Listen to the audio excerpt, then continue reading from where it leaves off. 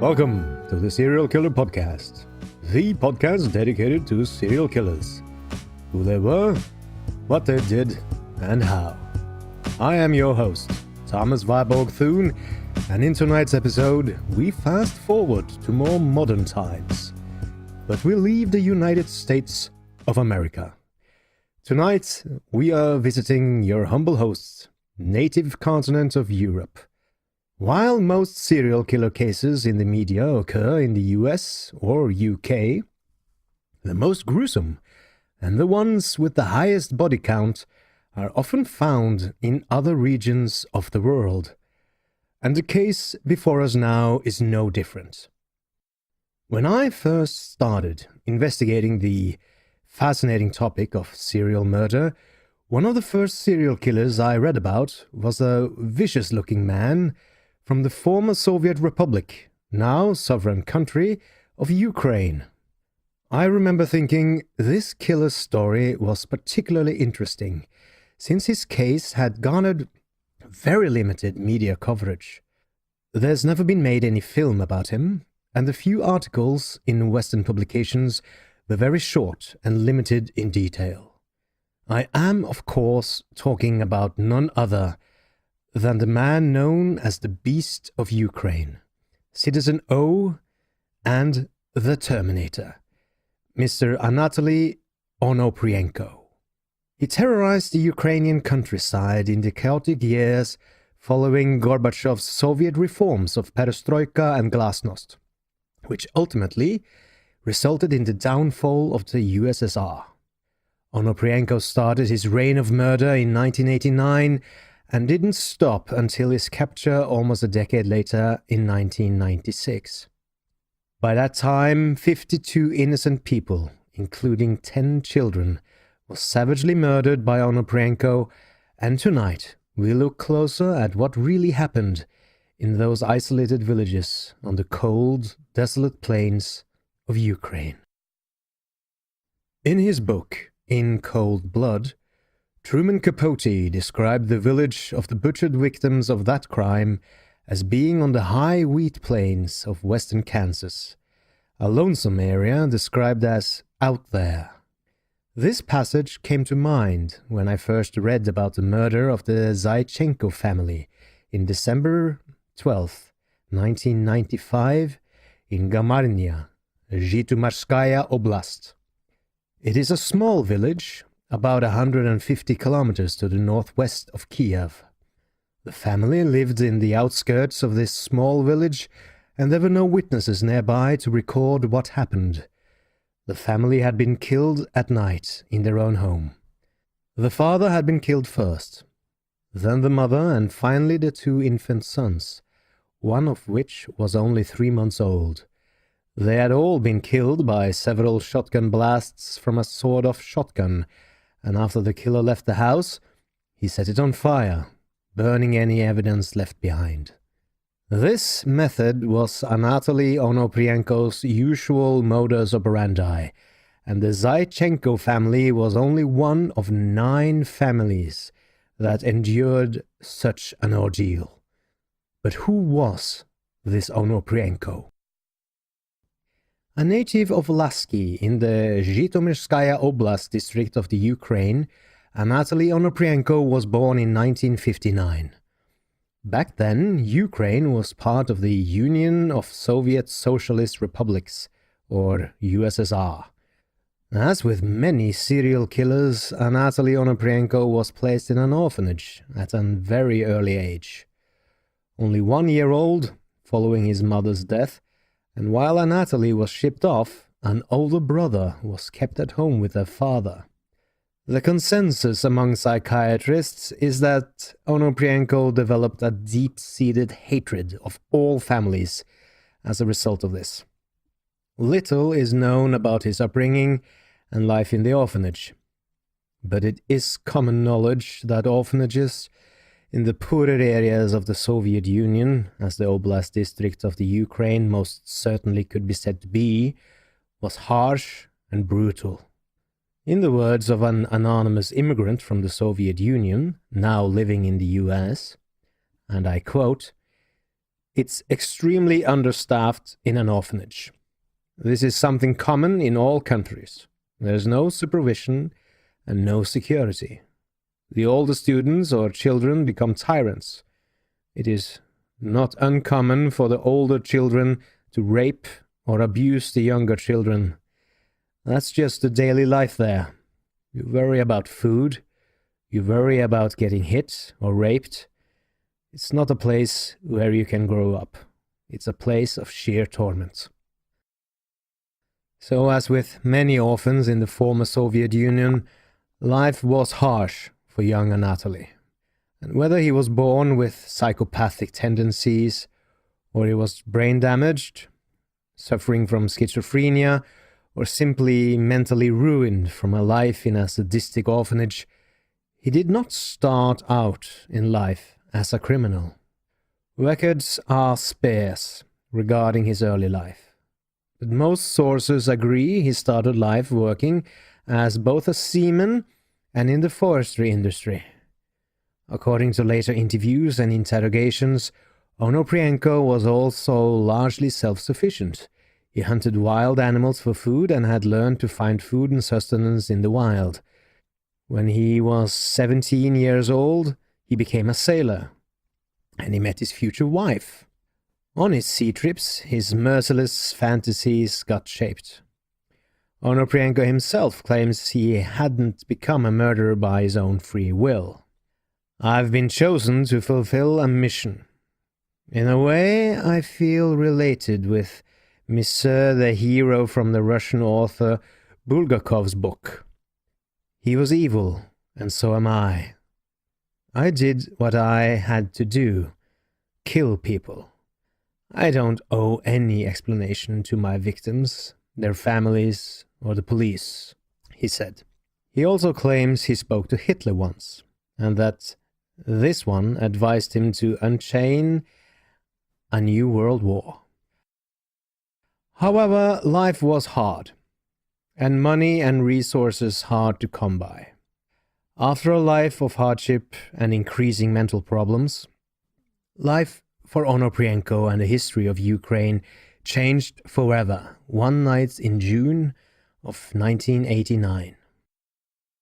A young couple, and I was unable to find the names of the unlucky pair, was standing by the highway.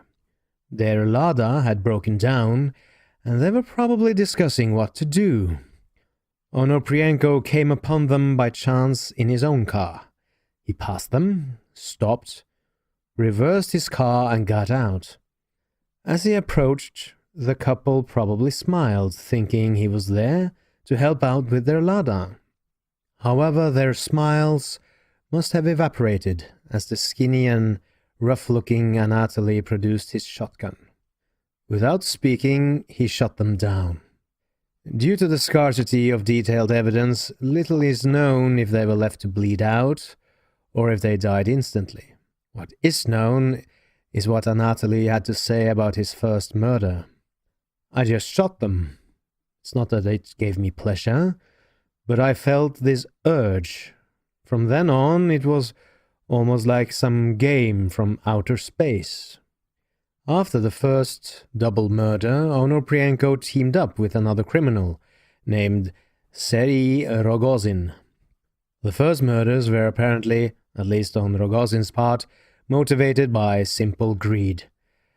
One night, while robbing a secluded home outside of town, the owners discovered the two intruders.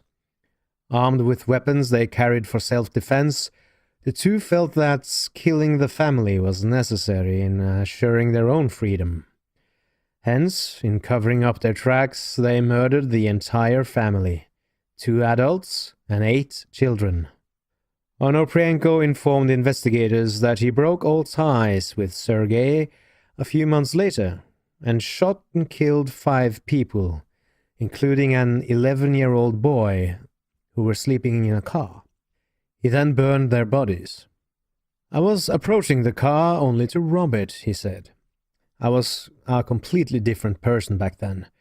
Had I known there had been 5 people, I would have left." He said he had derived no pleasure from the act of killing them. "Corpses are ugly," he said. They stink and send out bad vibes. After I killed the family in the car, I sat in the car with their bodies for 2 hours, not knowing what to do with them. The smell was unbearable.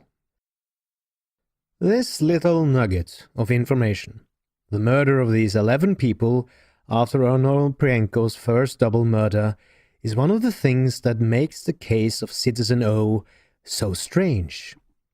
I had to search for 2 days in order to find the information from an obscure article by David Lohr, one of the world's foremost experts on crime and murder in particular. I recommend his articles, and even though I didn't know it at the time, Lohr was one of the key people behind the excellent, now unfortunately defunct, CrimeLibrary.com, the very site that launched my own interest in serial killers.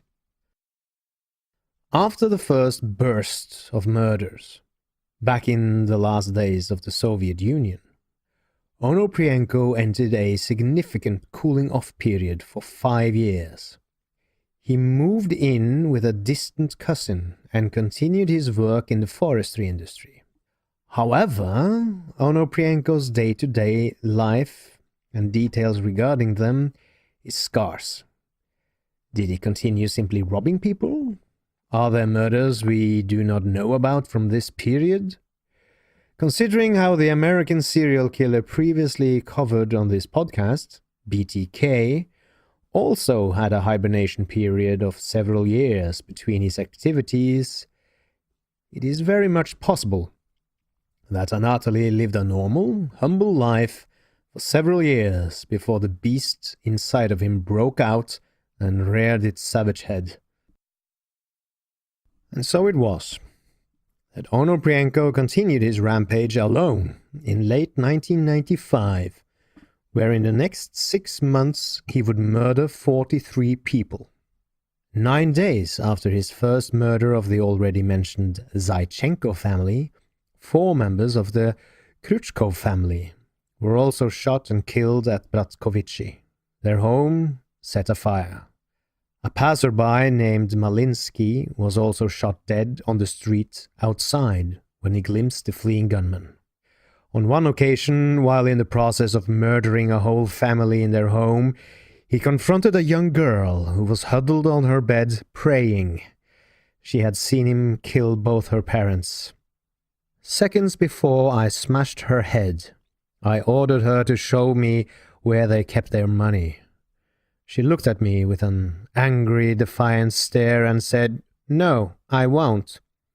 That strength was incredible. But I felt nothing, he said. The young girl's body was later found with her head smashed from several hammer blows. In March of 1996, police began to panic as the number of bodies rose, and soon a manhunt was launched across western Ukraine after 8 families were brutally murdered in their homes. Many of Onoprienko's victims lived in remote villages in the Lvov region near the border of Poland.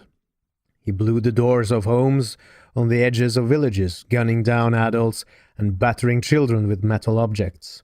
He stole money, jewelry, stereo equipment and other items before burning down the houses.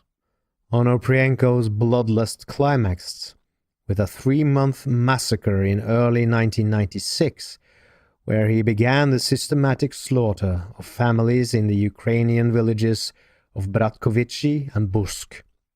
Army and special forces were mobilized in the areas to try and assist those still living in the region, as well as trying to catch the man, now dubbed the Terminator.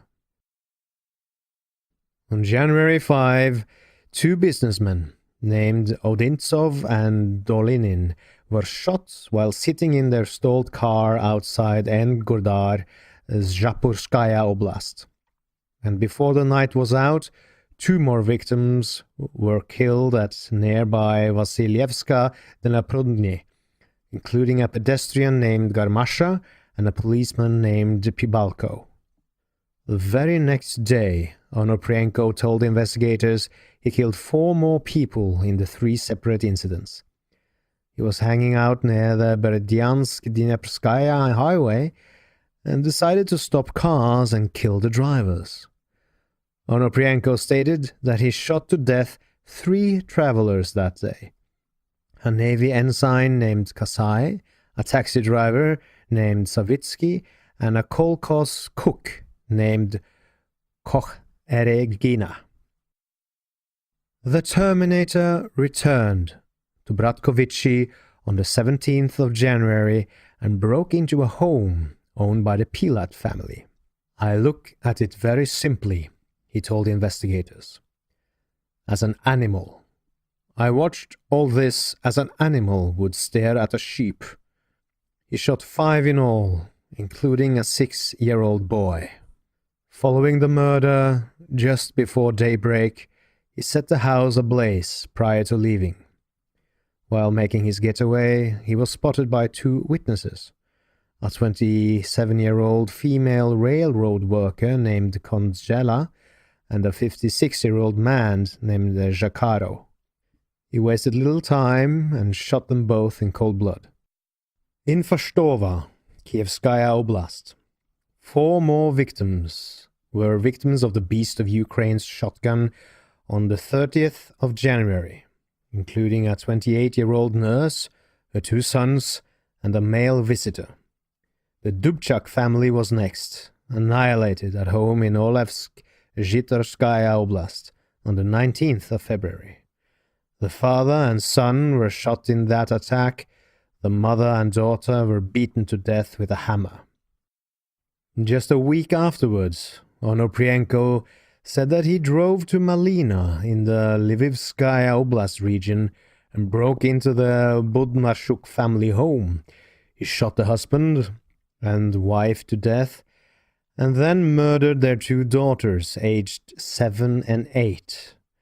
Rather than shooting the young children, he hacked them both to death with an axe. 1 hour later, a neighboring businessman named Chalk was wandering around outside, and Onoprienko decided to kill him as well. He shot the man, and then hacked up his corpse with the same axe he had used to murder the children.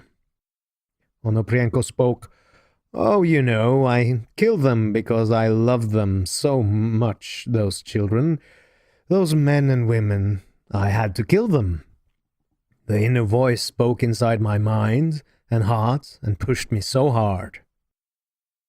Back in Bratkovici neighborhood, on the 22nd of March, the Terminator shot and incapacitated his last entire family. However, they were only severely wounded by his gunshots, although, as usual, he didn't shoot the children. He used his knife. 1 child was ripped open from the stomach to the throat. The rest of the family was left prone and bleeding. Onoprienko poured kerosene all over them and their home.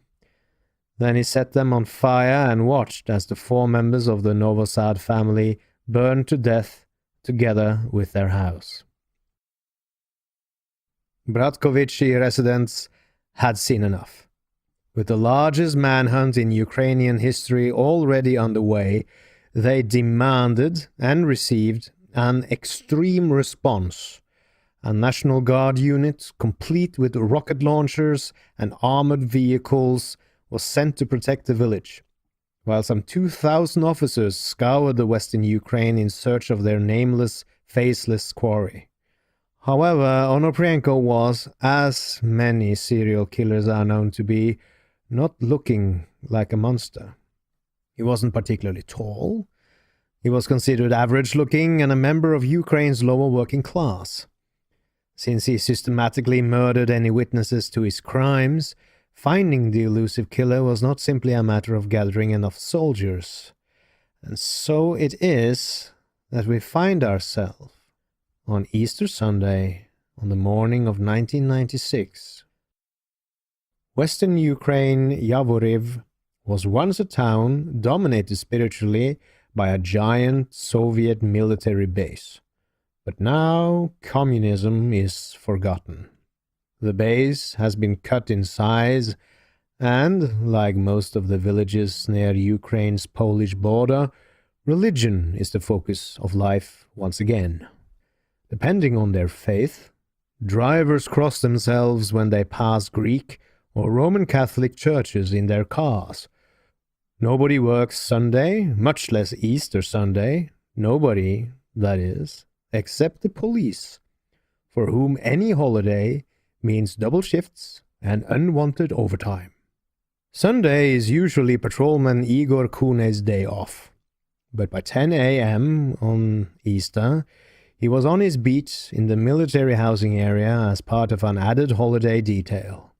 At the precinct house a few kilometers across town, Kune's boss, Deputy Police Chief Sergei Kryukov, was sitting in his office, stirring his fifth cup of tea that day. He'd been at work since midnight Saturday. On holiday weekends, he splits 24-hour shifts with the police chief. Both men were prepared for a long evening. Holidays always mean more public drinking and subsequently more work for police. But neither had the faintest idea that within a matter of hours he would be preparing to arrest a suspect in the worst series of murders in Europe's modern history. The Easter arrest and subsequent confession of Anatoly Onoprienko, suspected of killing 52 people, was hailed by Ukrainian Interior Ministry officials in Kiev as the result of a long, beautiful investigation by federal detectives. In the end, however, it was apparently a family quarrel that brought the reign of terror to a close. Anatoly Onoprienko was staying with a cousin's family when one of his hosts found weapons hidden in his room, and a quarrel erupted, ending with Anatoly's ejection from the house. Before he left, Anatoly vowed that his cousin's family would be punished on Easter, a threat that was relayed to a friend of Anatoly's cousin, who also happened to be a police officer. So it was. On Easter holiday, 16th of April, police traced Onoprienko to a girlfriend's home, where he was arrested following a brief scuffle. A search of the premises revealed a cassette tape deck stolen from the Novosad family, a pistol taken from a murder scene in Odessa, and a second firearm linked to several of the family massacres. The case of Anatoly Onoprienko becomes, perhaps, more interesting after his arrest. Few serial killers are as proud of their deeds as Onoprienko was, and few show so little regard for the courts and justice system. It is, though, not unusual for serial killers to relish in telling the police and courtroom about their murders. Doing this allows them to relive the crime, and most serial killers are chronic narcissistic psychopaths, thriving on attention and watching the relatives of the victims cry in emotional pain as they tell of their crimes in graphic detail. In this regard, Onoprienko was not so similar. He didn't brag in detail about his crimes in court, and it was only after his conviction he began to open up about his activities. On 12th of February 1999, a Ukrainian court ruled that Anatoly Onoprienko was mentally competent and could be held responsible for his crimes, even though he claims he has heard voices telling him to kill. Looking at Onoprienko in court, dressed in a denim jacket with a bald head and a very haggard, rather pathetic look, it is hard to combine this with the knowledge that it is the same man as the murderer given the nickname of the Terminator. He speaks slowly and calmly about dark forces standing behind him, urging him to kill. Onoprienko surprised the courtroom by demanding to replace his state-appointed attorney, Ruslan Marshovsky, with another lawyer who is, and I quote, at least 50 years old, Jewish or half-Jewish, economically independent, and has international experience. When the court refused his request, Onoprienko, who had been cooperative in the past, refused to testify further. He was confined to a metal cage throughout the proceedings. Onoprienko said he had nothing to say about his alleged 7 years of killing that left at least 52 people dead. The accused murderer exuded arrogance and boredom throughout the hearing. Asked if he would like to make a statement at the start of the trial, Onoprienko shrugged his shoulders, slowly sauntered to the microphone, and said, "No, nothing." Informed of his legal right to object to the court's proceedings, he growled, "This is your law. I consider myself a hostage." Asked to state his nationality, he said, "None." When Judge Dmitry Lipsky said this was impossible, Onoprienko rolled his eyes and replied, "Well, according to law enforcement officers, I'm Ukrainian." Onoprienko's attitude angered the hundreds huddled in the unheated courtroom. Some had traveled hundreds of kilometers for the hearing. Judge Dmitry Lipsky had to call the court to order on several occasions as people shouted abuse at Onoprienko.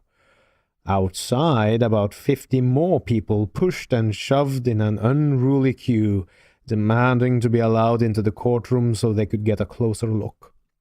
Afraid that the crowd might take the law into their own hands, police searched the bags and made everyone pass through an airport-style metal detector.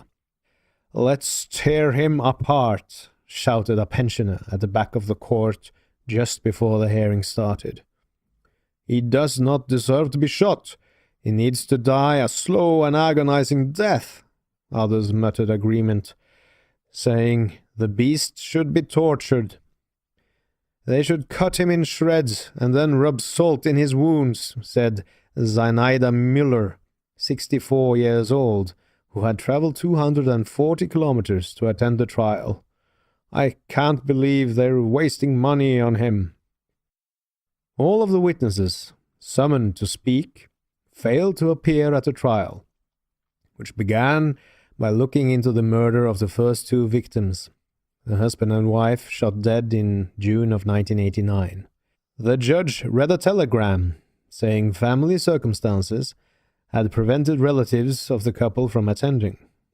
Prosecutor Yuri Ignatenko said the mass no-show will not hurt his case. "This case is built around specialist evidence. There really weren't any eyewitnesses," Ignatenko said. "They probably just don't want to see Onoprienko. And then again, it has been quite a long time since it happened." Public pressure was high for Onoprienko to be sentenced to death. Ukraine had imposed a moratorium on capital punishment the year before, a requirement for it to join the Council of Europe, a leading human rights organization. But President Leonid Kuchma said he was willing to appeal to the Council to grant Ukraine an exception and allow Onoprienko's execution. On 3rd of March 1999, after more than 400 statements and 100 volumes of gruesome evidence, Anatoly Onoprienko, dubbed Ukraine's worst serial killer, was sentenced to death. Judge Dmitry Lipsky told the court, in line with Ukraine's criminal code, Anatoly Onoprienko is sentenced to the death penalty by shooting. Onoprienko stood with his head bent, staring at the floor of the locked metal cage as the sentence was announced. After the trial, Onoprienko has expressed no remorse. He issued a press release from his prison cell saying he had wanted to hold the world record for killing, telling a reporter after his sentence, "To me it was like hunting people down.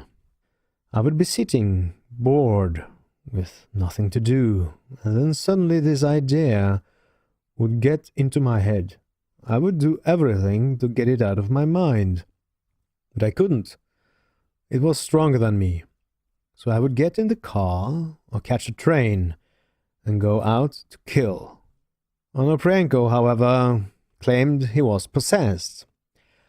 "I'm not a maniac," he said, without a hint of self-doubt. If I were, I would have thrown myself onto you and killed you right here. No, it is not that simple. I have been taken over by a higher force, something telepathic or cosmic, which drove me. For instance, I wanted to kill my brother's first wife, because I hated her.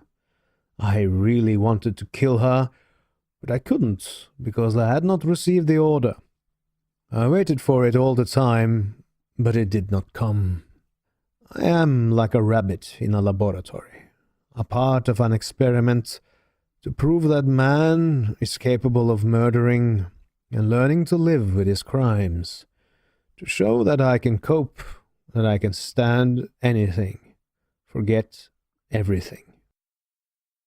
Onoprienko insisted he should be executed, claiming, "If I am ever let out, I will start killing again. But this time, it will be worse. 10 times worse. The urge is there.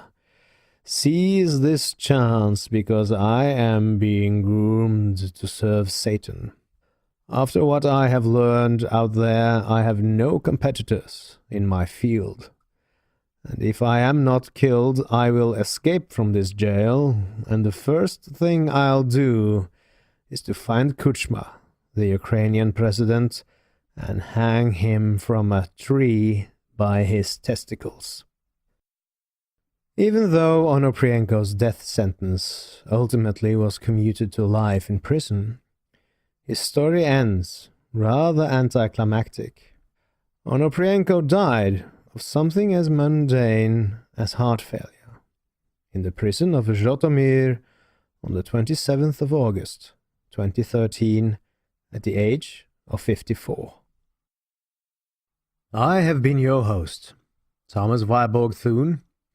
Doing this podcast is a labor of love, but if you do want to support me, it is greatly appreciated.